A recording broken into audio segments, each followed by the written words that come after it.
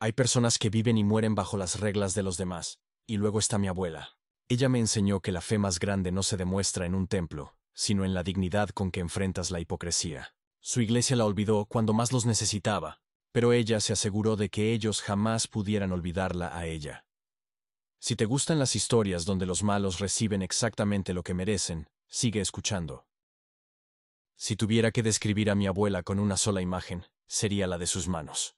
No eran manos delicadas, estaban marcadas por décadas de trabajo. Nudillos ligeramente engrosados, la piel surcada de líneas finas como un mapa de carreteras, pero siempre impecablemente limpias.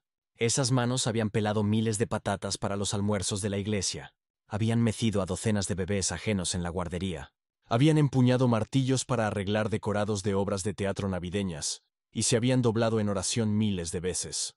Esas manos construyeron una comunidad, aunque la comunidad finalmente le diera la espalda. La llamaré Gran Iglesia Blanca. Era una de esas mega iglesias evangélicas del sur profundo de Estados Unidos.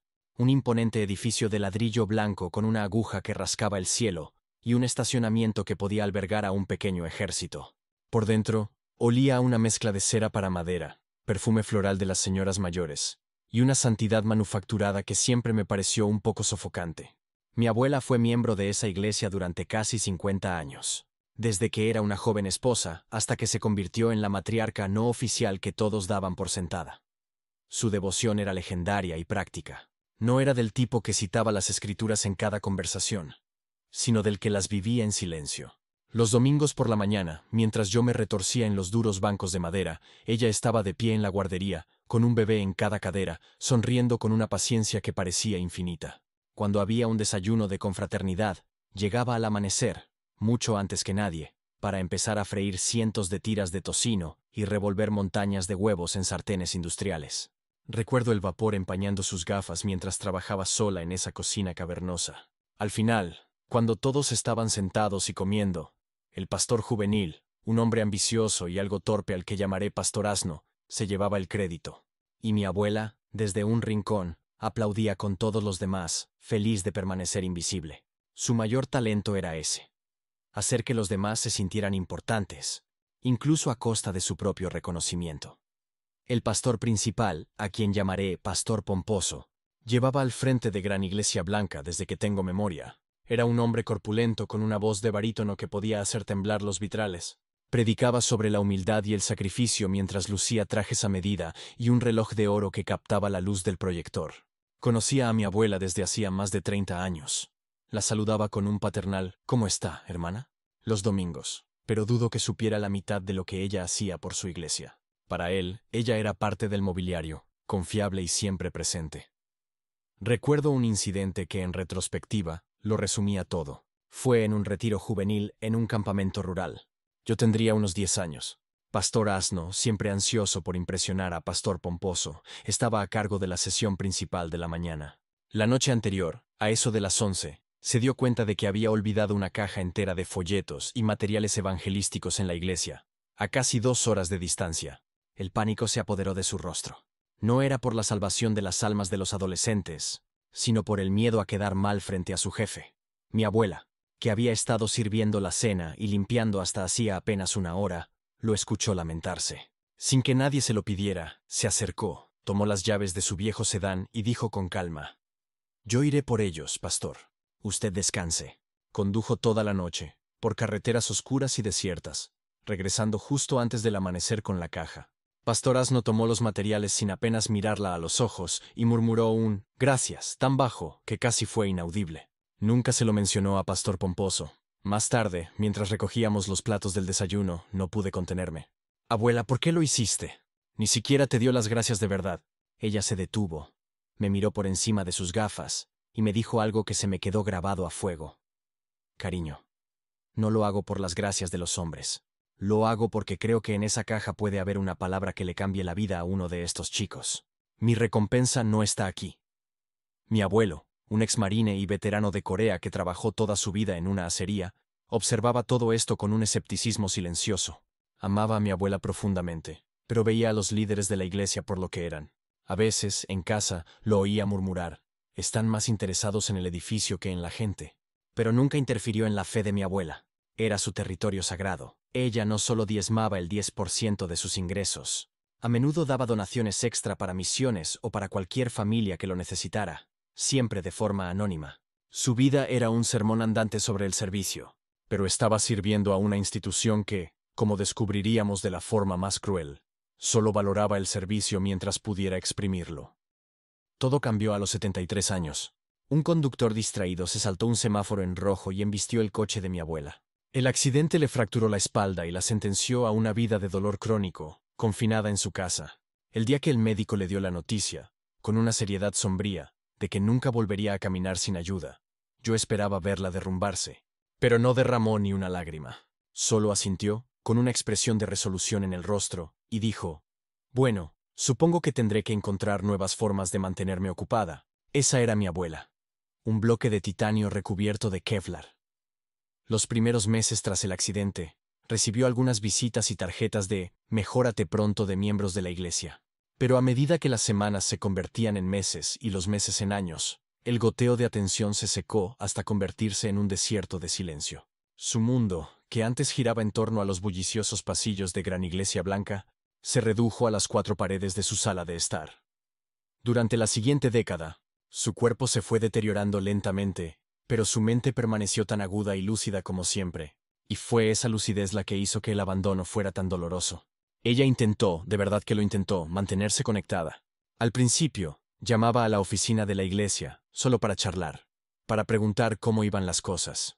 La secretaria siempre estaba apurada. «Le diré al pastor que llamó», decía, pero los pastores nunca devolvían la llamada. Invitó a las mujeres del comité de hospitalidad, con las que había servido durante décadas, a tomar el té. «Oh, claro que sí.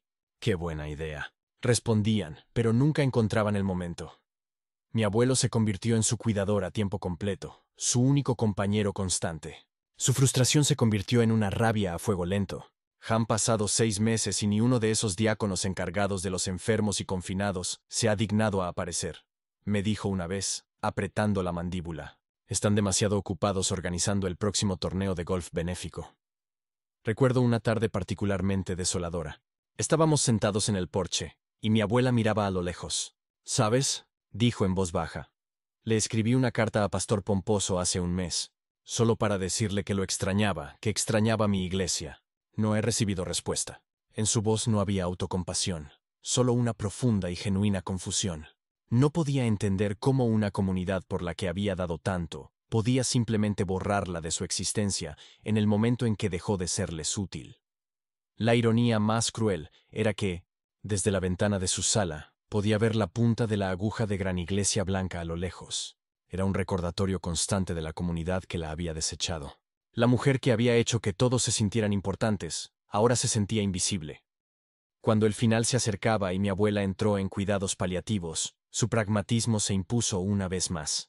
Decidió que, a pesar de todo, quería planificar su propio funeral. Y en un último acto de fe, o quizás de obstinación, insistió en que el servicio se celebrara en Gran Iglesia Blanca. Quizás si el funeral es allí, mis viejos amigos vendrán, le dijo a mi abuelo. Sé que les encanta oír predicar a Pastor Pomposo. Tal vez vengan por él, aunque no sea por mí. Era desgarrador escuchar esa última pizca de esperanza en su voz. Mi abuelo, a pesar de su desprecio por los pastores, accedió a cumplir su deseo.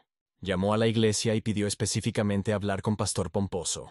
Explicó la situación. Su esposa, miembro de la iglesia durante 50 años, se estaba muriendo y quería planificar su servicio fúnebre con él. La respuesta de la secretaria fue fría y burocrática. El pastor Pomposo tenía una agenda muy apretada, estaba en reuniones importantes. No podía visitarla. ¿Reuniones más importantes que consolar a una moribunda de su propia congregación?, gruñó mi abuelo por lo bajo después de colgar. Pero la secretaria le había ofrecido un consuelo. Enviaría al pastor asistente, Pastor Asno, en unos días. La visita ocurrió una tarde de martes. Mi abuela estaba en su cama de hospital, instalada en el salón. Estaba pálida y frágil, conectada a un gotero de morfina para el dolor. Pastor Asno entró con una sonrisa profesional ensayada, llevando una Biblia de cuero. Se sentó junto a la cama. Mi abuelo se quedó de pie al otro lado, observando, con los brazos cruzados. Hablaron unos minutos sobre posibles himnos y lecturas bíblicas para el funeral. Mi abuela, con un hilo de voz, mencionó algunas de sus favoritas. Pero entonces Pastor Asno cambió de tema bruscamente. «Hermana», dijo, inclinándose hacia ella con una falsa solemnidad. En estos momentos tan trascendentales, es cuando debemos pensar en nuestro legado eterno. La Biblia nos enseña a acumular tesoros en el cielo. Mi abuelo se tensó. Es una oportunidad maravillosa para recordar a su iglesia en su testamento. La crudeza de la petición dejó el aire sin oxígeno. Mi abuelo intervino, con la voz dura como el acero. Este no es el momento ni el lugar para hablar de testamentos. Pastor Asno levantó las manos en un gesto de falsa inocencia. Por supuesto, por supuesto. Mis disculpas. Volvieron a hablar del funeral por menos de un minuto, pero él, como un tiburón que ha olido sangre, volvió a la carga. Es que la obra del Señor necesita un apoyo constante, y su generosidad podría bendecir a tantas almas. Le he dicho que pare, interrumpió mi abuelo, esta vez con un tono que no admitía réplica. Ella se está muriendo, está sufriendo un dolor extremo. Tenga un poco de decencia, fue entonces cuando sucedió. Mi abuela, la mujer que había enfrentado el dolor, la parálisis y el abandono con una fortaleza de hierro, se quebró. Un sollozo escapó de su pecho, un sonido pequeño y roto, seguido de otro y otro, hasta que su frágil cuerpo se sacudió con un llanto incontrolable. Lágrimas silenciosas rodaban por sus mejillas hundidas. Era la primera vez que mi abuelo, sus hijos o yo la veíamos llorar por sí misma. Lloraba por la última y más profunda de las traiciones. Que incluso en su lecho de muerte, su iglesia no veía a una persona, sino una cuenta bancaria. Eso fue el límite para mi abuelo. El exmarine se apoderó de él. En 2 zancadas rodeó la cama. Agarró a Pastor Asno por el brazo con una fuerza que hizo que el pastor soltara un gritito de sorpresa, y lo arrastró físicamente hacia la puerta. «Salga de mi casa». «Ahora», rugió. Lo empujó fuera sin ninguna delicadeza, y cerró la puerta con un portazo que hizo temblar los cuadros de las paredes. Ese portazo no solo selló la salida de Pastor Asno, selló el destino de Gran Iglesia Blanca en el corazón de mi abuela. Contra toda predicción médica, mi abuela aguantó otros 6 meses. Mirando atrás, estoy convencido de que lo hizo por pura fuerza de voluntad. Ya no esperaba consuelo ni visitas. Ahora tenía una misión. El dolor del abandono se había solidificado en una resolución fría y afilada. En una de sus últimas conversaciones lúcidas con mi tío, que era su abogado, dictó los cambios finales de su testamento. Su voz, aunque débil, era firme y no dejaba lugar a dudas. Cuando finalmente falleció, mi abuelo cumplió su nuevo deseo al pie de la letra. El funeral no se celebró en la fría y cavernosa Gran Iglesia Blanca, sino en la cálida capilla de la funeraria local. Mi abuelo se aseguró de llamar personalmente a la oficina de la iglesia, para informarles que ni Pastor Pomposo, ni Pastor Asno eran bienvenidos. Su presencia, dijo, profanaría la memoria de su esposa. Como era de esperar, ningún representante oficial de la iglesia asistió. El funeral fue la antítesis de lo que habría sido en la iglesia. En lugar de un sermón pomposo de un hombre que apenas la conocía, mi abuelo abrió un micrófono al centenar de personas que llenaban la sala. «Quien quiera compartir un recuerdo es bienvenido», dijo. Y la gente habló. 1/3 de los asistentes se puso de pie. Viejos vecinos, los hijos de los niños que cuidó, parientes lejanos, todos contaron historias. Hablaron de su generosidad, de su humor seco, de su increíble habilidad para escuchar. Hubo risas y lágrimas en igual medida. Mis primos y yo tocamos sus viejos himnos favoritos en piano y guitarra. Y al final, todos nos unimos para cantar Sublime Gracia a capela. Fue un homenaje genuino, nacido del amor y no de la obligación. Fue, como varias personas le dijeron a mi abuelo después, el funeral más edificante al que he asistido. Pero el verdadero golpe maestro de mi abuela estaba aún por llegar. La venganza, como dicen, es un plato que se sirve frío, y el de mi abuela se sirvió en la estéril sala de conferencias de la oficina de un abogado. Nuestra familia tenía la vieja tradición de reunirse para la lectura del testamento. Mi abuelo había avivado las llamas de la curiosidad, insinuando que el testamento de la abuela contenía algunas sorpresas. Así que allí estábamos todos, hijos, tíos, primos. La sala estaba abarrotada. Y entonces, para nuestro asombro colectivo, la puerta se abrió y entraron Pastor Pomposo y Pastor Asno.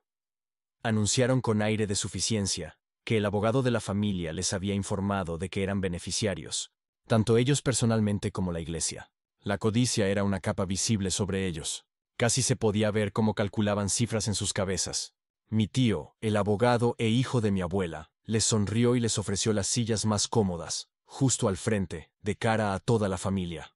No se dieron cuenta de que estaban en una trampa, en el punto más alejado de la única salida, con más de 20 miembros de la familia entre ellos y la puerta. Mi tío comenzó la lectura. Las disposiciones para la familia eran generosas y justas. Mi abuelo heredaba la casa y la mayor parte de los bienes. Los hijos y nietos recibíamos sumas significativas. Los pastores esperaban su turno, sus sonrisas cada vez más amplias. Finalmente mi tío llegó a las últimas páginas. Hizo una pausa dramática y se aclaró la garganta. Esto es un poco inusual, dijo. Pero antes de leer las disposiciones a favor de Gran Iglesia Blanca, Pastor Pomposo y Pastor Asno, mi madre me pidió que leyera una declaración que escribió de su puño y letra.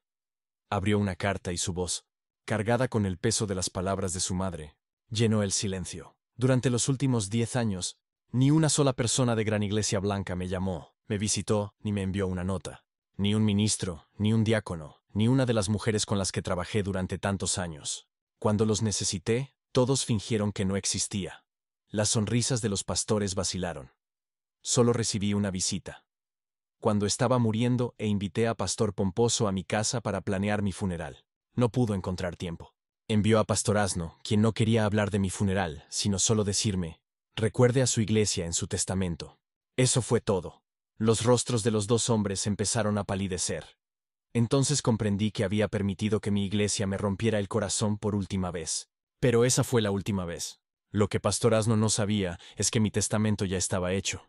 Incluía un doble diezmo, 20%, de toda mi herencia para la que entonces era mi antigua iglesia, Gran Iglesia Blanca. La cantidad era, y mi tío leyó en voz alta una cifra de 6 ceros que hizo que todos en la sala contuvieran el aliento. Los ojos de Pastor Pomposo y Pastor Asno se abrieron como platos. La magnitud de la suma que creían haber perdido y ahora recuperado los dejó sin aliento. Pero después de esa visita, me sentí mal por no haber recordado personalmente a gente tan agradable. Así que cambié mi testamento para incluirlos por su nombre. Y, de paso, ajusté la cantidad destinada a Gran Iglesia Blanca para que coincidiera con todo el amor que me mostraron en los últimos 10 años de mi vida. Mi tío dobló la carta, la dejó sobre la mesa y retomó el testamento con una seriedad imperturbable. Su voz sonó clara y cortante. Legado a Pastor Asno, 1 centavo. Legado a Pastor Pomposo, 1 centavo. Legado a Gran Iglesia Blanca, 1 centavo. Las mandíbulas de los dos pastores cayeron al unísono. Un sonido ahogado, a medio camino entre una risa y un sollozo, recorrió el lado de la familia. Pero mi abuela aún no había terminado. Aquel era el primer golpe. Faltaba el knockout. Hay una última disposición, continuó mi tío, destinada a una organización benéfica llamada Caridad Negra. La mayoría de nosotros no conocíamos el nombre, pero los pastores sí. Si antes estaban pálidos, ahora estaban lívidos. El terror puro y absoluto se dibujó en sus rostros, como si mi tío hubiera dicho que el dinero iba a un culto satánico. Caridad Negra era una organización benéfica dirigida por una gran iglesia afroamericana de la zona. Años atrás, Gran Iglesia Blanca, en un arrebato de racismo apenas velado, había roto lazos con ellos de forma pública y amarga, acusándolos de predicar el evangelio social en lugar del verdadero evangelio. La verdad, que todos en la ciudad sabían, era que los líderes de Gran Iglesia Blanca no soportaban que esos negros se estuvieran volviendo altaneros. Mis abuelos, asqueados, habían considerado dejar la iglesia entonces, pero decidieron quedarse, donando en secreto a Caridad Negra desde ese día. El mensaje póstumo de mi abuela era brutalmente claro. Estas personas a las que ustedes desprecian son mejores seres humanos que ustedes. Y por eso, ellos merecen mi dinero. Mi tío dejó que la tensión se acumulara durante unos segundos eternos. Luego, asestó el golpe final. La cantidad es... Y pronunció la misma, exacta y enorme cifra que mi abuela había mencionado en su carta. El dinero que los pastores habían saboreado por un instante glorioso iría ahora a la organización que más odiaban. El silencio fue absoluto. Luego, los dos pastores, como marionetas a las que les hubieran cortado los hilos, se levantaron torpemente. Salieron de la sala sin mirar a nadie, abriéndose paso entre nosotros en una caminata de la vergüenza. Cuando la puerta se cerró tras ellos, un suspiro colectivo de alivio y júbilo llenó la habitación, seguido de una carcajada que resonó en el pasillo. Era la risa de la justicia poética. Mi abuela, una mujer confinada a una cama, había logrado lo que nadie más pudo. En su último acto, no solo expuso la hipocresía y la codicia, sino que también convirtió su dolor en un legado de generosidad para aquellos que su iglesia había despreciado. Mi abuela no solo dejó una herencia de dinero, dejó una lección de justicia. A veces, la fe más poderosa no es la que predicas desde un púlpito, sino la que te inspira a asegurarte de que los buitres nunca se queden con el festín.